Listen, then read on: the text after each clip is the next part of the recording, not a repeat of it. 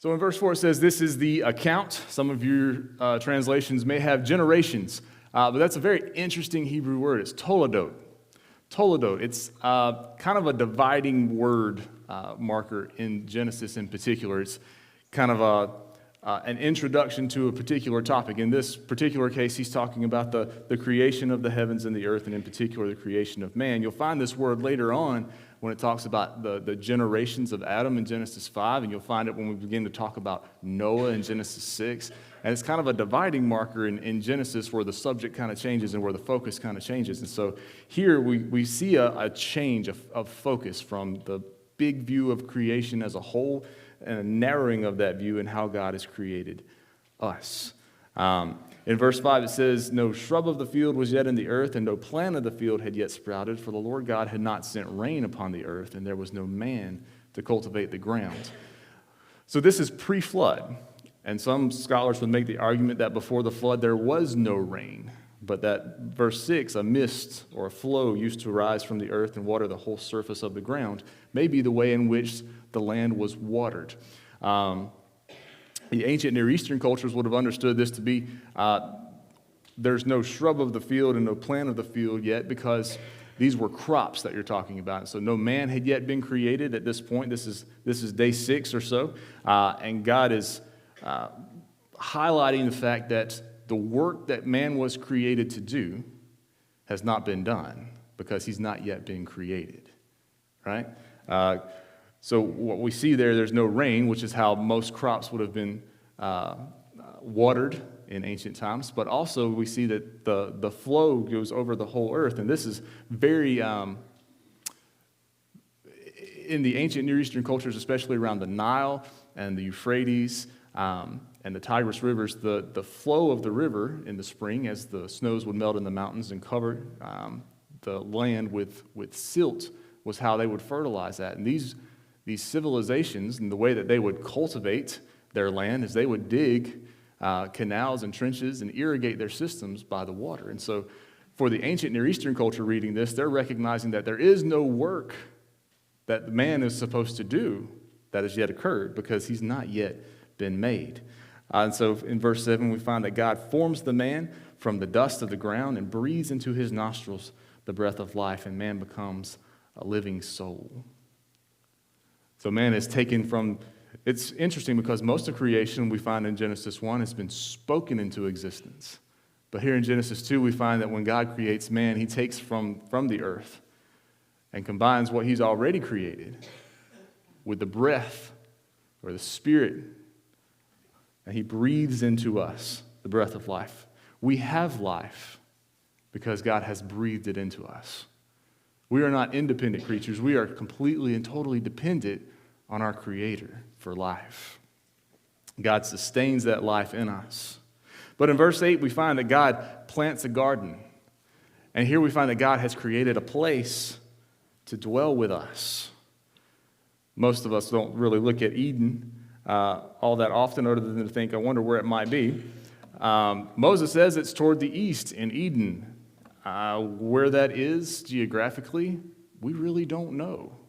And for myself, I would argue that because of the flood, that kind of geography is completely lost to us. But nevertheless, God creates a place to dwell with us. Now, don't gloss over that. The Garden of Eden is this paradise in our minds. But its reason for creation is that God wanted to give us a nice place to live with him. Look in verse 9. Out of the ground the Lord caused to grow every tree that is pleasing to the sight and good for food. You see, God didn't just create us to meet our needs, right? He created us to enjoy his creation, right? There's a joy and a satisfaction that comes from being in his creation. And he created things. Like he created specifically a garden. And this isn't like our gardens. How many of you have ever tried gardening? I'm sure most of you have, right? And some of you are like my granddad and are really good at it. And some of you are like me and really terrible at it. And you just kind of mooch off of him, right?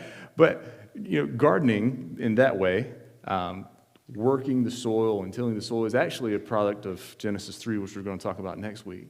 You see, God didn't make a garden for the man to have to sweat and work and to work so hard to eat from the ground. God created a place where he just kind of cultivated it, right? He went in and made sure things were nice, but he didn't have to do the hard work of planting and growing that from a seed. God created this garden to put the man in so that he and the man could dwell together, right? You see, God created a space within his creation, right? And outside of this, we learn from verse 5 and 6 that everything outside of that is kind of wild. It's uncultivated, right? It's waiting for the man to exercise his right to rule over creation and to form it and to finish ordering it the way that God had intended. And so out of the ground he caused to grow, verse 9, every tree that is pleasing to the sight and good for food. But particularly there are two trees in the middle of this garden, the tree of life and the tree of the knowledge of good and evil. Now the tree of life is what we find later on, that man could eat from the tree of life and it prolonged his life. There doesn't seem to be any indication that that fruit granted immortality, but that it granted just additional life, right? So man's continued existence was conditioned on him being able to take from the tree of life, which is why in Genesis 3, when sin enters the world, God cuts the man off from the tree of life. Now we find later on in Genesis that early man is extraordinarily long-lived compared to us, right? Easily getting into the 7, 8, and 900s. That's a long time to live when you think about that. But it's because he has been cut off from that source of life. So in the midst of the garden is the tree of life, a special creation, a tree that God has created to extend the life of the man, but he's completely dependent upon that.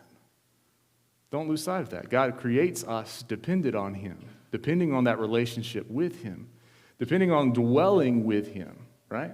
How does mankind extend their life? How does he become a being that can live potentially forever? Well, it's by dwelling with God and having that right relationship with him, by dwelling with him in the place that he's created for him. And so, also there is the tree of the knowledge of good and evil. Well, that raises the question, what does that mean? What does it mean to have a tree a tree of the knowledge of good and evil? What does it mean to know good and evil? Well, there's a few different theories. One would say that to eat from this tree would be to be able to distinguish between good and evil, right and wrong. And I would argue that would make very little sense in this context, because later on, Adam is given a command not to eat from that tree. So Adam understands there is a right thing to do and a wrong thing to do. He understands that the right thing to do is not to eat from that tree and the wrong thing to do. So it's not about being able to distinguish right and wrong. I would argue that it's the experience of right and wrong. You see, the way the serpent tempts Adam and Eve is that he promises that they will be like God, knowing good and evil. But what, ironically, he leaves out is that knowing of good and evil is not a head knowledge, it's an experiential knowledge. They know good and evil because they were born perfect and good. And by sinning, they know by experience what evil is. And so the tree of the knowledge of good and evil is set in the garden not as a temptation, but as an opportunity to show their devotion to God. You see, most of us look at the garden and we look at the tree of the knowledge of good and evil, and we're like, why would God put that in the middle of the garden? Why would he create a potential disaster right here in the middle of the garden, right next to the tree of life? Well, it's very simple. In a perfect world, how are we going to show our devotion to God unless there's something by which we can deny that thing that we might want and choose to be obedient to God, right? Literally, God says, all of the trees, all of the fruits, all of the things that I have created in all of creation are food for you. There is absolutely only one thing that you can't eat, right?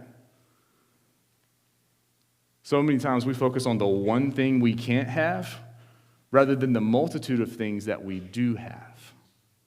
right? Right? Why is God holding out on me? He's not. He literally gave you every other tree, including the one that will give you eternal life. It's one tree that he says, don't eat from. And some scholars have made the argument that it's not, you can never eat from it, but perhaps it is some bit of knowledge that God reserved for a time when they are more mature, when they have grown in wisdom, because the idea of him dwelling with them is they're like children. He wants them to grow in their understanding. He wants them to grow in their knowledge, not just of him, but of the creation around him. And so there's an argument to be made that the tree of the knowledge of good and evil wasn't completely forbidden. It was forbidden at this point. Of course, all that's just conjecture, but it does lead us to ponder that God creates a dwelling place where we're able to show our commitment to him by denying the thing that he has told us to not take part in. One tree. In the multitude of God's blessings, he's given every other thing, every other good thing for us. And he says, this one thing I don't want you to eat. Just one. And in this one thing, in denying yourself this one thing, you show your devotion to him. So it's not that God is holding out, and God is giving an overabundance of blessings. And when he says, don't do a thing, there's a good reason for it. And so he says, don't eat of this tree. Now, Eden is this ideal paradise. In fact, Eden comes to mean, or is related to a root word that means paradise. And the way it's described, it's verse 10, a river flows out of Eden, and from there it divided and became 4 rivers. And so there's an abundance of water, right? When you're looking for good lands to farm, you want water close by. You want it to not be a dry desert. And so Eden is this wonderful paradise where water is abundant and good things are all around. When you read the description of the land around Eden, it's full of gold and precious stones. There's 2 of these rivers we recognize, the Tigris and the Euphrates, as being in Mesopotamia. The other 2 we don't really know of. But in verse 15, God says, he took the man and put him into the Garden of Eden to cultivate and keep it. Cultivate and keep it. Now, those are 2 rather obscure Hebrew words. And the only other time those 2 are paired together like they are is in the context of the work of the priest in the temple. So, you see, God has created us to work with him, right? He created a place to dwell with us, and he has created us to work with him in this garden. Cultivating and keeping, or keeping or guarding, or working it and guarding it, these are all ideas that come out in the temple and in the tabernacle. This described the work of the priest. So Adam is kind of prefigured as a priest, one who goes between all of creation and God. Right? And so Adam is kind of a precursor to what Jesus would become, which is why Paul calls him in Romans the second Adam. Right? Adam is put into the garden to cultivate it and to keep it, to work it or to guard it, to preserve it. All of these things are kind of summed up in this idea of cultivating and keeping, right? We are created to do work, right? Work is not a result of the curse. Work just became harder because of the curse. But you and I were created to do things, which is why when we don't have things to do, everything just falls apart, right?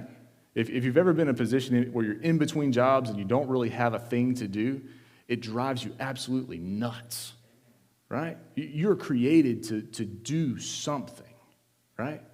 God created you with a purpose. He gave you this whole creation. He tells Adam to cultivate and keep it, right? It wasn't hard work, but he had to do something. You and I are created to do something, to cultivate and keep this creation that God is, whatever God has put us over, right? our position in this world is that of a steward, right? God is the king, but he's given us a stewardship, a responsibility to rule it, not in place of him, but within his will, right? Under his authority, we're to be about the work of fulfilling whatever God's will is for his creation, right? To rule it, to have dominion over all of creation, to cultivate it and keep it. Here in verse 16, God says, from any tree of the garden you may eat freely, but from the tree of the knowledge of good and evil you shall not eat, for in the day that you eat from it, you will surely die. Now that's the one rule, right? You have all this freedom. Look at all the wonderful things that I am giving you. One thing, don't eat from the tree of the knowledge of good and evil, because when you eat of it, you will die. I wonder what concept Adam had of death, right? Because up until this point, there had been no death. God has created a perfect world where death has not existed. And so I wonder what it was that Adam understood death to be, right? Because here it says, on the day that you eat of it, you will surely die. And we know from the rest of Genesis that they didn't just fall down dead once they ate of the fruit. But a kind of death definitely happened there. They were cut off from the source of life. They had separated themselves from God. They separated themselves from the source of life that God had given in the midst of the garden, the tree of life. And so in a very real, spiritual sense, on that day they began to die. But luckily, we're not there yet. Adam enjoyed a creation free of death for an undisclosed amount of time. And in verse 18, we find that it's not good for man to be alone. And so God is going to create a suitable helper. Now, out of the ground, the Lord God formed every beast of the field, verse 19, and every bird of the sky, and brought them to the man to see what he would call them. And whatever the man called a living creature, that was its name. And the man gave names to all the cattle and the birds of the sky and to every beast of the field. But for Adam, there was not found a helper suitable for him, or literally corresponding to him. You see, God created all the animals. He had already created these animals, but he creates additional animals from the dirt around Adam, and he brings them to him to see what he's going to call them. And this is, in this way, this naming of creatures is a way of exerting your authority. That was seen. If you're able to name something, you have authority over it, right? If you have children, you name them, you have authority over them as their parents. If you have a cat or a hamster or a dog or whatever it is you have authority over that thing if you can name it. If something can name you, it has authority over you. Make sense? Right? Very simplistic way of looking at things, but that's the way we understand this text, that God is allowing Adam to exert his rule and his dominion over creation in this way. But in doing so, Adam notices that there's no creature that corresponds to him. There's no other creature that comes before him that's like him. And so in verse 20, or 21, God causes a deep sleep to fall upon the man, and he slept. And he took one of his ribs and closed up the flesh at that place. God does the first surgery, right? He puts Adam to sleep, and we understand rib to mean not just the bone, but much like good ribs that you eat, it has some meat with it too. Basically, from his side, God takes a piece of flesh and bone. And from this, and I had a Sunday school teacher who pointed this out to me, he fashioned a woman. Now, when God made man, gentlemen, he put a bunch of dirt together and breathed into it, and that was us.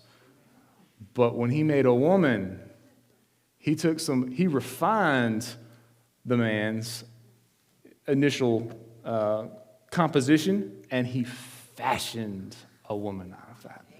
Right? So, gentlemen, ladies, you are a more refined edition of the man, right? God blesses Adam in this way, right?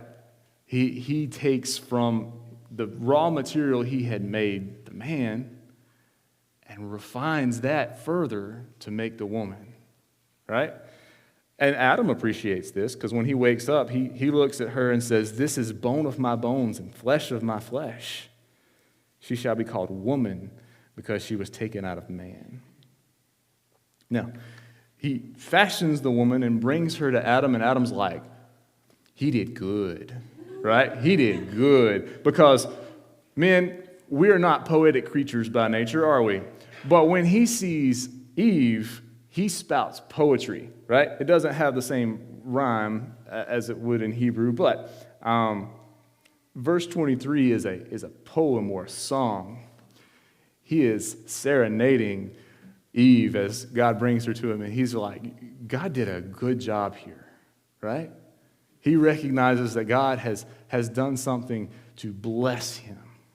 He brings this woman who is a suitable helper, right? Which is a very poor translation of this wonderful creature that corresponds to him, this one who is like him. And I think Matthew Henry is probably has one of the best commentaries about why the woman was taken from his side, right? She wasn't taken from his foot for him to dominate. She wasn't taken from his head to rule over him, but taken from his side to be his equal, under his arm to be protected, and close to his heart to be loved by him. What a beautiful picture that God has created the man and the woman in this relationship. He's created both of them in his image, and he's taken this special care to create this woman to be with this man. And in this way, God performs the first marriage ceremony. In verse 24, we have what we often hear when we have weddings. For this reason, a man shall leave his father and his mother and be joined to his wife, and they shall become one flesh. And in this way, Paul later in Ephesians points out the mystery of the unity of a man and a woman, that the two become one flesh, is a reflection of Jesus and his church. You see, the relationship between the man and the woman, the husband and the wife, is meant to reflect the relationship within God's Trinity and also the relationship to his church. You see, God has existed as a Trinity for eternity. That includes eternity past. He has always been in a relationship of love. And so when he creates the man in his image, he also creates him for a relationship of love. And he specially creates the woman for the man. That's why gender distinction is so important. Which is why the confusion of our culture is so tragic. And the confusion of our culture causes so much heartache because this isn't the way God intended it. This isn't the way you were made and constructed to live, right? God created us with purpose. God created us to cultivate and grow, but God created us for a relationship, and he specially created the man and the woman for one another. And when we take away from that distinction that God makes, when we try to push our own agenda and try to create something that he has not created, what we sow is confusion and chaos. It is an undoing of creation. God creates a helper that's suitable for him. And what is the result of all this? Genesis 1 is the macro view, and we zoom in for Genesis 2, and in verse 25 it says, the man and his wife were both naked and were not ashamed. Naked and not ashamed. I remember being in Sunday school as a little kid, kind of giggling and thinking, oh, wow, they're naked. That's weird. That's just funny. Why would it's so just... Why were they naked? Because you and I are accustomed to wearing clothes, and on a day like today, I'm sure they would have worn clothes too. But in the perfect paradise of Eden, I'm sure it was a balmy 85 degrees and nobody needed clothes. But why were they naked? Why did they not need clothes? Why did they not need to cover themselves. You know, clothes are kind of funny. We built a whole industry called fashion around the way that we cover ourselves. And in the beginning, God didn't intend for us to cover ourselves at all, right? At the beginning of the new year, every year, you always see all kind of advertisements for exercise programs and all this, and you want to be in the best shape of your life, blah, blah, blah, blah. And we spend an inordinate amount of time on our appearance as clothed human beings when God has never intended for that. Think about that. The entire fashion industry is built around covering the fact that we are now ashamed of something. Every time you get up in the morning and put on a fresh pair of clothes, it's a reminder that the world is a whole lot different than the way God created it. That because of sin, shame has entered the world, and we no longer have that openness. We're no longer unashamed. We can no longer appear bare before one another because there is sin that separates us. And the clothing that we wear is a reminder that the world is not the perfect creation that God created it to be, but that something has entered in that has completely changed the dynamic between the man and the woman. It's kind of weird for us to think about people walking around naked. You know, you get the advice when you have a speech class and you're all nervous. Imagine people out there naked. I'm like, I don't want to do that. I'll just be honest with you. I don't do that with you guys. That would just be weird, right? Because nakedness is so strange in our culture. We've never lived that way, except for when you were a little kid and you didn't care, right? How many of you have little kids that just run around the house naked, right? They do that. My son does that. Right? Like, God love him, but every now and then he just wants to streak through the house, and I'm like, no, we can't do that. If any of you drove by my house the other day, my wife and I were in two different rooms, and my son decided that he was going to streak through the house, and neither one of us knew it. And he was just standing in front of the big open window in our dining room, standing on the table, completely butt naked. And I'm like, son, you can't do that. It's embarrassing. But why is it embarrassing? That's the question. Why is it embarrassing? It's because we're no longer the perfect creatures that God created us to be. We don't live in this creation that we find in Genesis 1 and 2. Something drastic has changed. Something terrible has happened. Something has created a division between us that makes clothing necessary. We can no longer be open with one another. We have to hide because there is shame. Because we are fallen creatures now.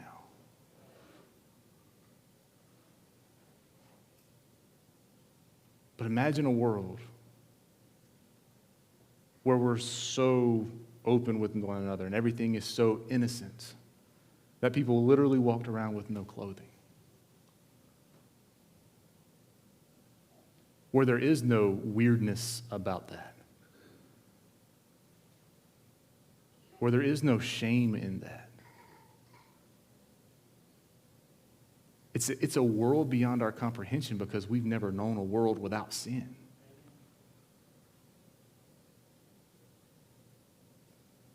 But here in the garden, where God has created a man and a woman for one another, they're able to be so open and vulnerable. There's really no correspondence to that in our modern culture.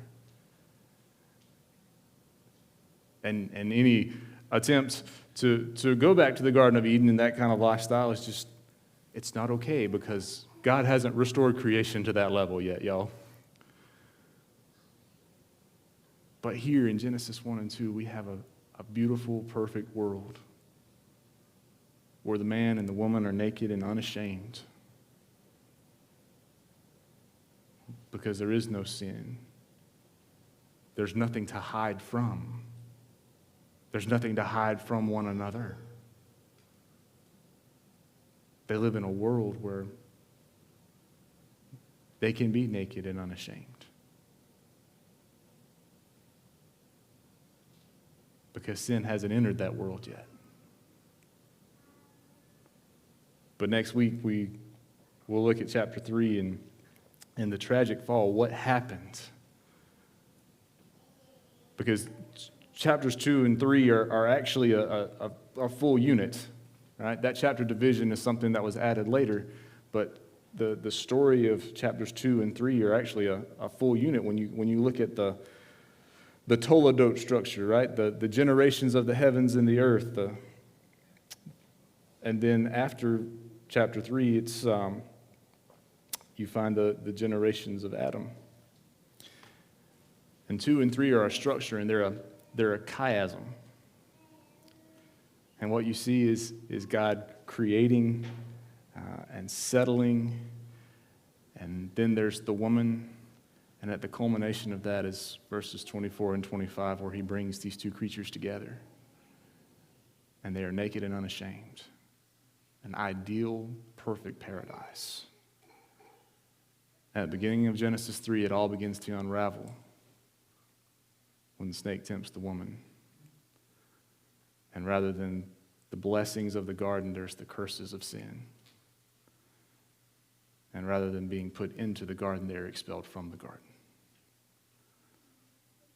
And so literally the culmination of God's perfect creation before sin enters the world is these last two verses in chapter 2, where the man and his wife are naked and unashamed. Where he puts them into this garden, they're there to cultivate and keep this garden. They're there to do ministry before the Lord. They're there to commit acts of worship in that garden. It's like a small temple where God puts them to do his work, to be those image bearers he created, to do the things we talked about last week, our New Year's resolutions, if you will, to mirror God's goodness, to steward God's blessings, and to multiply God's worshipers. When he finished creating Adam and Eve, he stuck them in the garden. And this is what he intended them to do: to mirror his goodness, to steward his blessings, and to multiply worshipers. So the application for us from Genesis 2 is the same as it is from Genesis 1. We get a deeper understanding of what God did and how he created us to do this.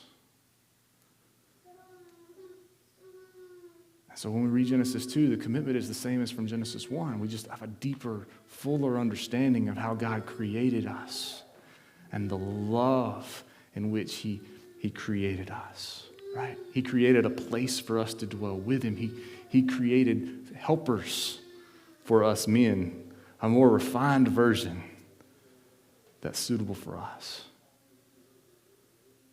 So what does that mean for us? We should mirror God's goodness, not just in creation at large, but in the relationships he's given us with one another. We should be reflections of his character. Right? We should steward the blessing that he's given us, right? The blessing of that suitable helper. Sometimes we don't appreciate one another as blessings to one another. But men, I can tell you that my wife has been the greatest source of my sanctification in the last 14 years. You know what that means? It means I'm growing in holiness because she vividly points out to me the places where I'm not, right? It works the other way around too, but it's more likely to occur that way, right? See, I think I'm okay, but the blessing of my wife is that she lives with me every day and she knows that I'm not okay, right? The blessing of one another in a fallen world is this, that even in our fallenness, together we're able to make up for that. We're able to help one another grow in holiness. So we need to be good stewards of those blessings that God has given us. We need to care for them the way that God intends us to care for one another, to care for creation. The most important and deepest point of care for his creation has to be between a man and his wife. Multiplying God's worshipers. Quite simply, he intended for Adam and Eve to have lots and lots of children and to fill that earth that he created with people who worshiped him. That command still applies. Whether it's through biological birth that we grow his church or through adopting people who come in and are submitting to the lordship of God and understand that he died in their place for their sin, whatever way that is, we're to multiply the worshipers of God.